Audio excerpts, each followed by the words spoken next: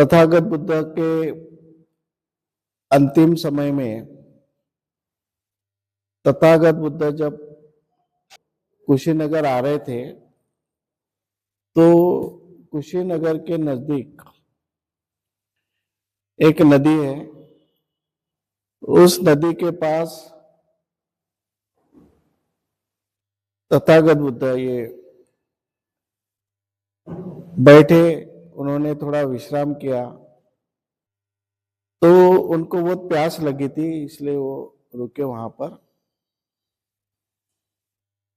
तो उन्होंने आनंद को पानी लाने के लिए भेजा। तो आनंद गया और वापस आया। उसने कहा कि पानी अशुद्ध है, पानी पीने लायक नहीं है, इसलिए मैं लाया नहीं। फिर थोड़ी देर बैठा और कुछ देर के बाद बुद्ध ने फिर आनंद को भेजा कि अब जाओ और पानी लेके आओ। तो वो आनंद गया तो देखा कि नदी में शुद्ध पानी था। फिर उन्होंने वहां से पानी लाया और बुद्ध को पिलाया। तो एक उदाहरण है, सत्य भी है और एक उदाहरण भी है कि वो पानी क्यों अशुद्ध हुआ था। तो उसके ऊपरी स्थान पर 500 के करीब बंडिया गई थी, बैल बंडिया, इसलिए वो पानी अशुद्ध हो गया।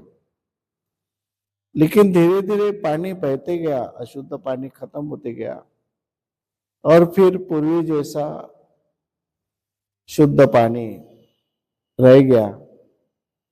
इसलिए तथागत बुद्ध ने उसको भेजा, अब जाओ तुम कुछ दिन देर के बाद। तो फिर उसको शुद्ध पानी इसलिए मिला कि जो पानी अशुद्ध था वो शुद्ध हो गया। यानी कैसा शुद्ध हो गया कि पहले के जैसा शुद्ध हो गया, पहले जैसे शुद्ध था वैसा ही शुद्ध हो गया। तो इससे ये भी हम अपने जीवन में उदाहरण ले सकते हैं कि कभी हमारे जीवन में ऐसी परिस्थिति निर्माण हो जाती है कि हम परेशानी में रहते,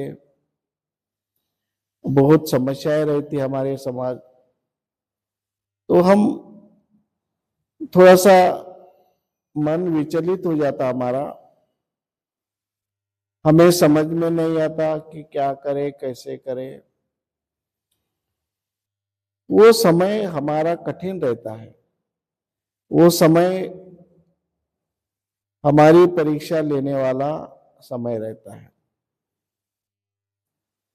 उस समय में हमें विचलित नहीं होना है। अगर ऐसे समय में हम वीरता के साथ, साहस के साथ अगर ऐसे समय का मुकाबला करें तो हम पूर्व स्थिति में आ सकते हैं। जैसे पटाचारा की भी कहानी है। पटाचारा के जीवन में बहुत दुख हुआ, उसका पति मर गया, उसके 2 बच्चे मर गए। फिर श्रावस्ती में आई तो उसके माता पिता भी मर गए थे। तो जो दुख की घटनाएं है, समस्या की घटनाएं है, वो अचानक कभी कभी जुड़ी हुई रहती है, एक के ऊपर एक आती है, एक के ऊपर एक आती है। हम कंफ्यूज हो जाते हैं, हम परेशान हो जाते हैं। पटाचारा इसी तरह से वो घटना एकदम लगी हुई थी। इधर सांप काट के पति मर गया, काला नाग ने काटा। दूसरा इधर आया तो एक बच्चा बह गया नदी में। दूसरे बच्चों को बाज पक्षी उठा के लेके गया। अब ये लगातार घटना घटती गई। जब वो गांव में आई तो लोगों ने बताया कि तुम्हारे माता पिता मर गए, मकान जल गया तो उसमें जल गए, मर गए। ऐसे समय में वो पागल हो गई थी, और पागल होने के बाद उसने अपने शरीर के पूरे कपड़े फाड़ दिए, निर्वस्त्र हो गई, शरीर पे एक भी कपड़ा नहीं, कपड़े पूरे शरीर के उसने फाड़ दिए।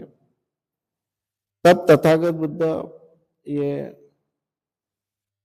श्रावस्ती में धम्मो प्रबोधन कर रहे थे। उनके सामने पूरे शिष्य बैठे थे। तब उन्होंने पटाचारा आते समय देखा, क्योंकि वो ऐसे बैठे थे, पटाचारा इधर से आए। उसने देखा उसके शरीर पर एक भी कपड़ा नहीं है। तो तथागत बुद्ध ने भिक्षुओं को आदेश दिया कि पटाचारा के शरीर पे चिवर डालो, चिवर दो उसको। जब पटाचारा को कपड़े से ढक दिया चिवर से, फिर बुद्ध ने उसको बुलाया। पहले तो भिक्षु चिढ़ गए थे, अरे ये कैसी औरत, पागल है, भगा दो उसको, जान दो। लेकिन बुद्ध ने नहीं, आने दो उसको, उसके ऊपर चिवर दो, आने दो। फिर बुद्ध ऐसे बैठे थे और पटाचारा को चिवर लपेट करके पटाचारा को ऐसे बिठाया गया। वो पागल जैसी हो गई थी, उसका मानसिक संतुलन बिगड़ गया था। लेकिन पटाचारा को बुद्ध ये समझाते हैं कि जैसे नदी का प्रवाह है, हम नदी से जा रहे हैं, तो नदी का जो पानी है प्रवाहित हो रहा है, वो पानी हमारे पैर को स्पर्श करता है, थोड़ा चिपकता है और आगे निकल जाता है। पानी पैर के पास ठहर के नहीं रहता। प्रवाहित पानी पैर को चिपकता है, चिपकने के बाद में थोड़ा प्रवाहित होता है, निकल जाता है। पटाचारा को पूछा उसने, पटाचारा तू अभी नदी से आई तो तूने क्या देखा? बोले नदी में मेरा लड़का बह गया और नदी से आके इधर मेरे बच्चे को बाज पक्षी लेके गया। और क्या देखा? तो उसको कुछ पता ही नहीं। और देख, और याद कर ले क्या देखा। तो नदी में मैं चली तो पानी देखा, मैंने पानी का प्रवाह देखा। तो पानी का प्रवाह कैसे कैसे चलता था? तो पानी का प्रवाह पैर को स्पर्श करता था, निकल जाता था। उसी तरह तथागत बुद्ध ने पटाचारा को समझाया कि जो भी समस्याएं है, जो भी दुख है, वो आदमी को कुछ समय के लिए परेशान करते हैं, कुछ समय के लिए संकट में डालते हैं, कुछ समय के लिए विचलित कर देते हैं, आदमी को, इंसान को पागल जैसा बनाते हैं। लेकिन जो बुद्ध धर्म में परिवर्तन का नियम है, हर चीज का परिवर्तन होता है, हर चीज अस्थायी होती है, कोई भी चीज स्थायी स्वरूप से नहीं होती।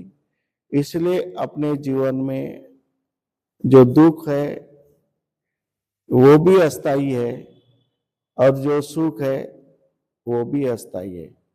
सुख भी ज्यादा दिन टिकने वाला नहीं, हमेशा आदमी सुखी रहेगा ऐसा नहीं। और जो दुख जीवन में आता है वो भी हमेशा रहेगा ऐसा नहीं है। तो परिस्थिति बदलते रहती है। इसलिए जो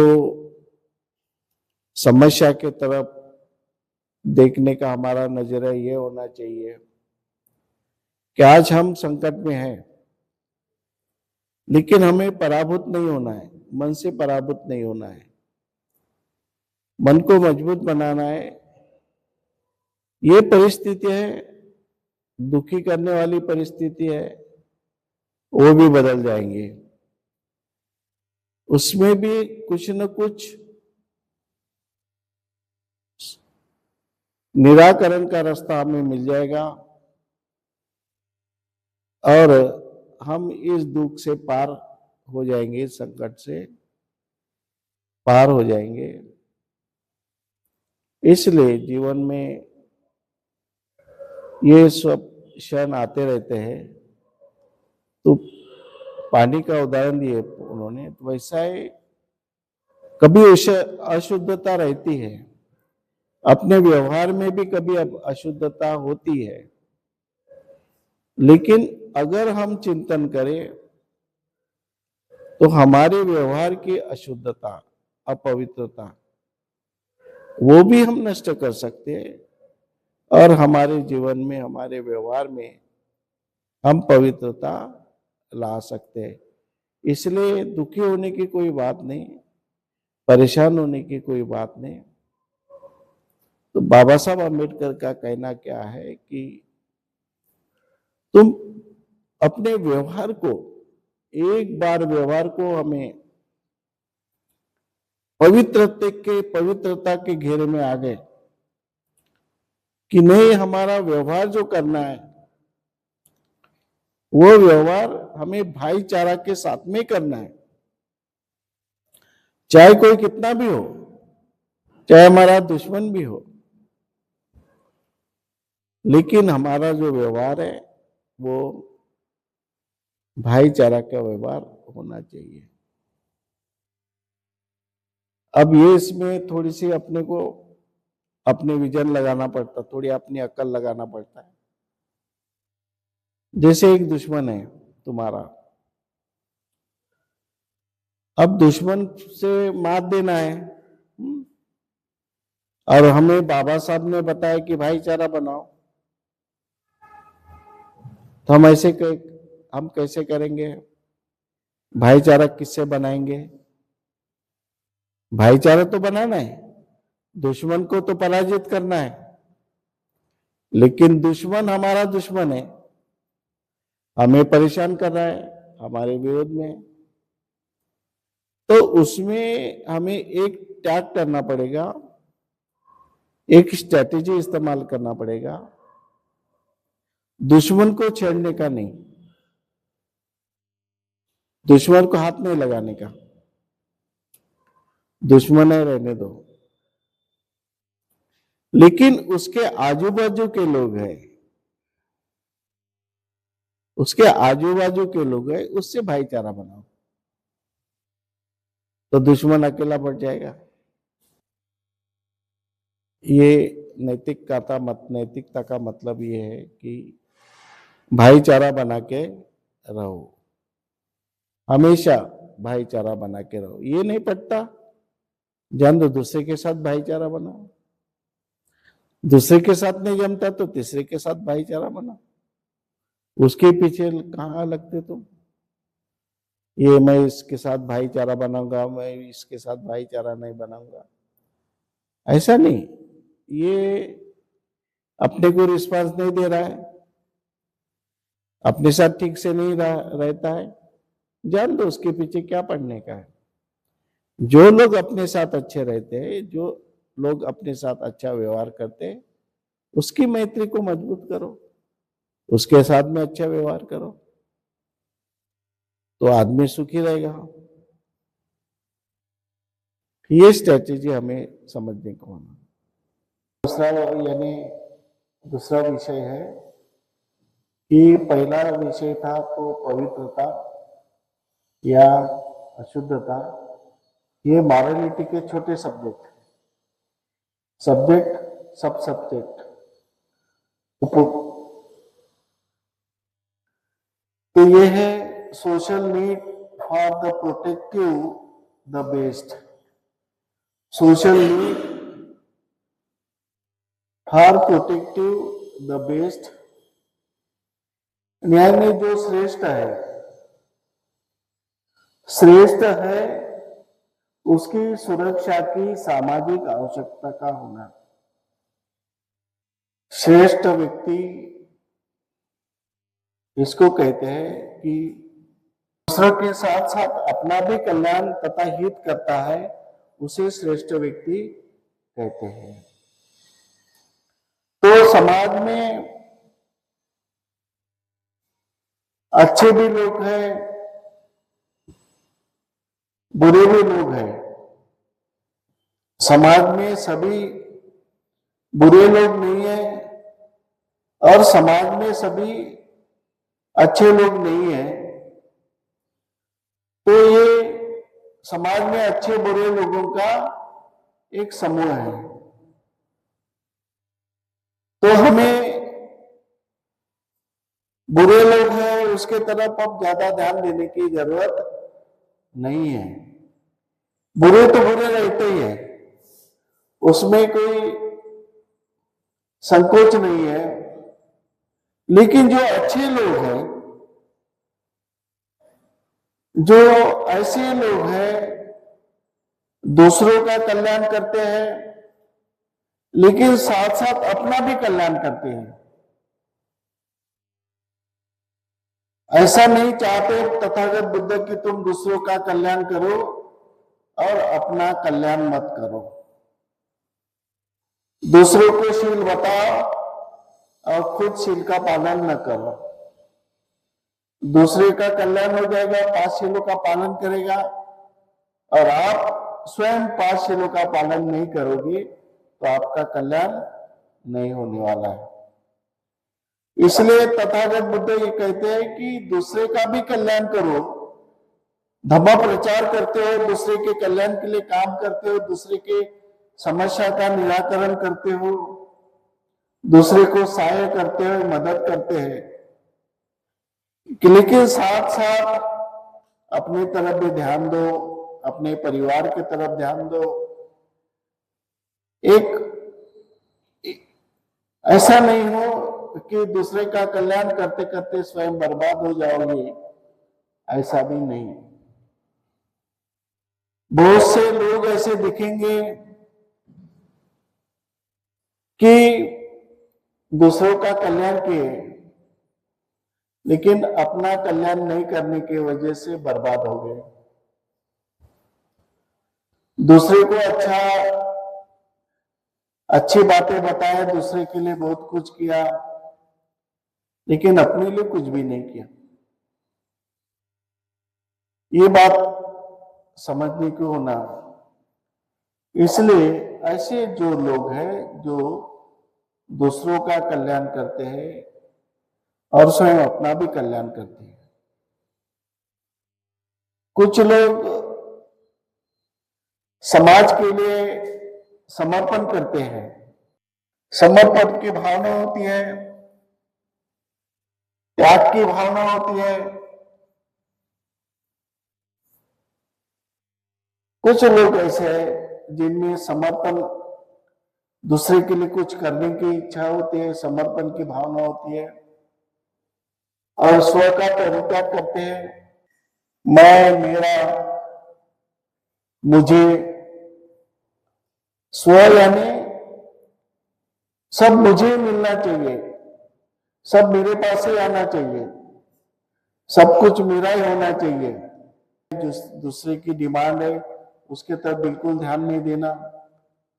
ऐसे भी कुछ लोग रहते हैं, उसको स्वार्थी कहते हैं। ऐसे स्वार्थी भी लोग मिलेंगे कि दूसरा का शोषण होता है तो होने दो, दूसरे का नुकसान होता है तो होने दो, लेकिन मेरा स्वार्थ होना चाहिए। समाज में ऐसे भी लोग होते हैं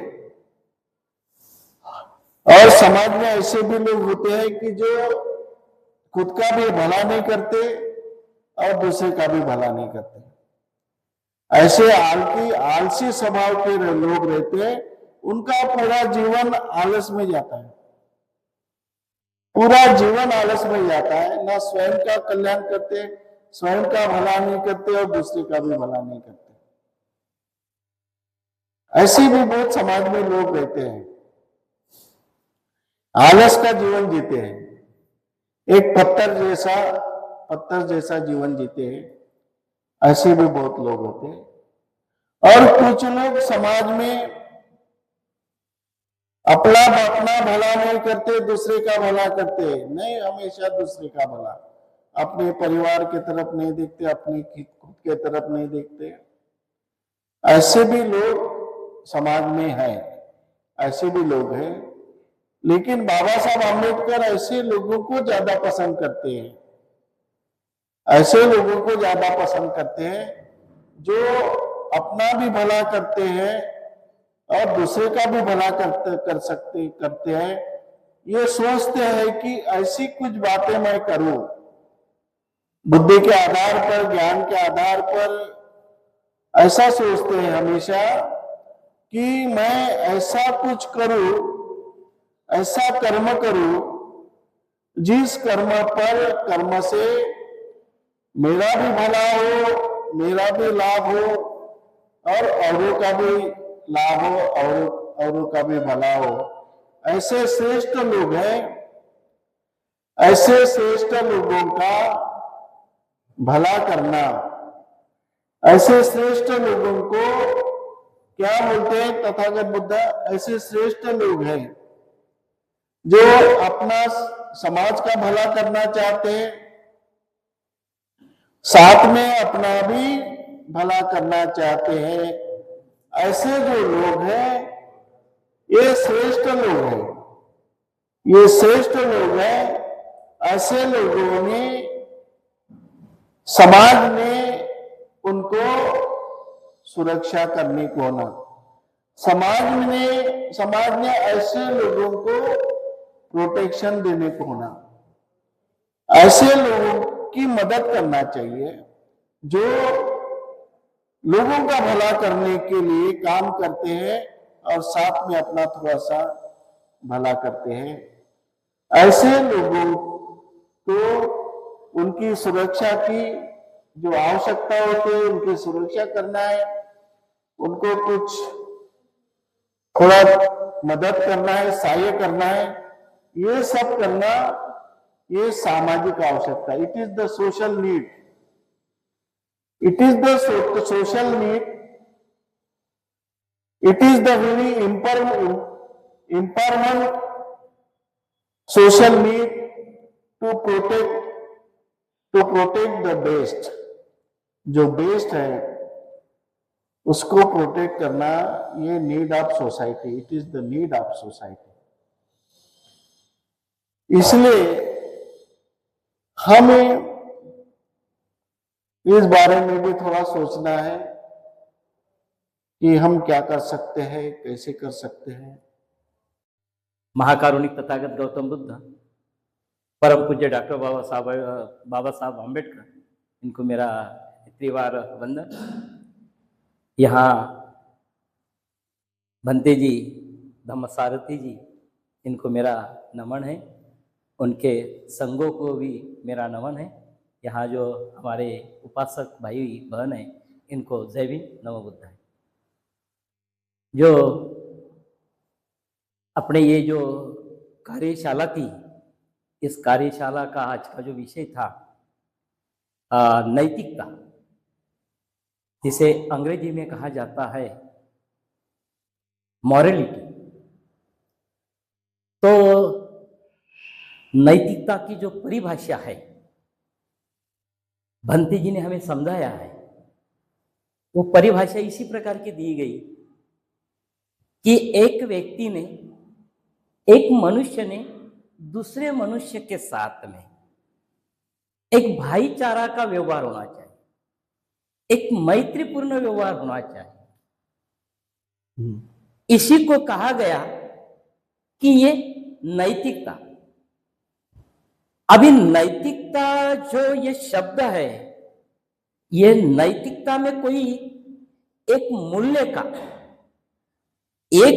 का अंतर्भाव नहीं किया जाएगा। इसमें कहीं मूल्यों का अंतर्भाव किया गया, कहीं सीलों का अंतर्भाव। उससे अगर जो बोला जाएगा तो ये जो पंचशील है, अष्टशील है, अष्टशीलों का जो समुच्चय होगा, अष्टशीलों का या पंचशीलों का जो संग्रह होगा, उसी को कहा जाएगा मेरे हिसाब से कि ये मॉरलिटी, उसी को कहा जाएगा नैतिकता, उसी को कहा जाता है शीलता, सदाचारता, कि जो अपने व्यवहार से, मेरे व्यवहार से, मेरे वाणी से, मेरे बोलने से, मेरे चालने से, मेरे रहने से, ये जो नैतिकता है, ये नैतिकता दिखाई देगी। कोई बोलेगा कि मेरी नैतिकता कैसी, तो व्यवहार से दिखाओगे, अपने बोलने से दिखाओगे, अपने रहन सहन से दिखाओगे। इसी प्रकार तुम जो ये नैतिकता ये दिख सकती है हम एक, और जिसमें ये नैतिकता के अंदर पवित्र अपवित्र, पुण्य अपुण्य, ये पवित्र, अभी जो जिसे हम अपने धम्म के भाषा में अगर समझाने की बात किए तो जिसे कहा जाएगा कुशल और अकुशल कर्म। जो कुशल कर्म करेगा और जो कुशल कर्म करेगा वो मानव रहेगा, जो अकुशल कर्म करेगा वो अमानव, यानी कहने का मतलब उसको दानव कहा जाएगा। सर्वांना जय भीम, भंतेजींना वंदन। परमपूज्य डॉक्टर बाबासाहेब आंबेडकर स्मारक समिती दीक्षाभूमी द्वारा जे प्रशिक्षण वर्ग, धम्माचे जे प्रशिक्षण वर्ग जे चालत आहेत, आणि आज भंतेजींनी खूप चांगला विषय घेतलेला आहे, नैतिकता, मॉरॅलिटी. आता नैतिकता मॉरॅलिटी म्हणजे काय हे भंतेजींनी फार चांगल्या भाषेमध्ये आम्हाला समजावून सांगितलेलं आहे. परंतु मला एक बुद्धाकाळची एक गोष्ट आठवते. तथागत बुद्धांचं प्रवचन चालू असतंय आणि त्या प्रवचनामध्ये एक म्हातारी बसून असते. पूर्ण प्रवचन दिवसभराचे जे काही धम्मदेशना जे असते तथागतांची, ती धम्मदेशना संपते, सर्व लोक आपापल्या घरी जातात, पण ती म्हातारी जागच्या जागी बसून असते. ती म्हातारी जागच्या जागी बसून असते. तथागत विचारतात की माते तू इथे का बसून आहे? तर ती सरळ सांगते की तुम्ही जे सांगितलं ते मी दिवसभर ऐकलंय, पण माझ्या वयानुसार म्हणा, माझ्या अज्ञानामुळे म्हणा, ते माझ्या लक्षात काही आताही आलेलं नाही. तो 2 शब्दामध्ये मला तुम्ही धम्म समजावून सांगा. तर जे आपण त्रिशरण पंचशील नेहमी ग्रहण करत असतो, त्याच्यामध्ये तथागत एकच सांगतात त्यांना, सब्ब पापस्य करण कुशलो संपदा सचित परियोदपन एतं बुद्धाने साचना. म्हणजे आमच्या वाचेतून, आमच्या चालण्यातून, आमच्या व्यवहारातून कोणालाही जे मन दुखवणार नाही याची आम्हाला दक्षता घेणे आहे. हे तथागत अल्पशा शब्दामध्ये त्या म्हातारीला समजेल त्या भाषेमध्ये त्यांना समजून सांगतात. आणि माझं व्यक्तिगत मत असं आहे, आम्ही सामूहिकरित्या जिथे कार्यक्रम असतो किंवा कोणता कार्यक्रम असतो तिथे आम्ही नैतिकता तर पाळतो, परंतु ज्या वेळेस आम्ही एकटे असतो त्यावेळेस खरोखर आम्ही नैतिकतेचा विचार करतो का, ह्या गोष्टीचा विचार इथे करणं आम्हाला गरजेचं आहे. आणि ज्या वेळेस आम्ही एकट्यातही राहिल्यानंतर नैतिकतेचा विचार करू त्याच वेळेस खरोखर मला वाटते की भंतेजी काय सांगतात त्याचा आम्हाला सार्थक होते आहे. जय भीम, नमो बुद्धाय. जय भीम, नमो बुद्धाय. 2 पॉइंट सांगितलेले आहेत. सोशल मतलब शुद्ध आणि पवित्र. प्रोफान मतलब अशुद्ध अपवित्र. नैतिकता आणि मोरलिटी मतलब एक मनुष्य का दूसरे मनुष्य के साथ भाईचारा बना होना चाहिए. जैसे कि घर अपना की अपन बात करते किसी से तो अच्छी तरह से नहीं करते और उसमें झगड़े हो जाते हैं, तो ऐसा नहीं होना चाहिए. जहाँ जहाँ पर ईश्वर का जहाँ पर ईश्वर का टान है, उसके जगह बौद्ध धर्म में अपने को वो स्थान दिए। भगवान बुद्ध और डॉक्टर बाबा साहेब आम्बेडकर ने दिए।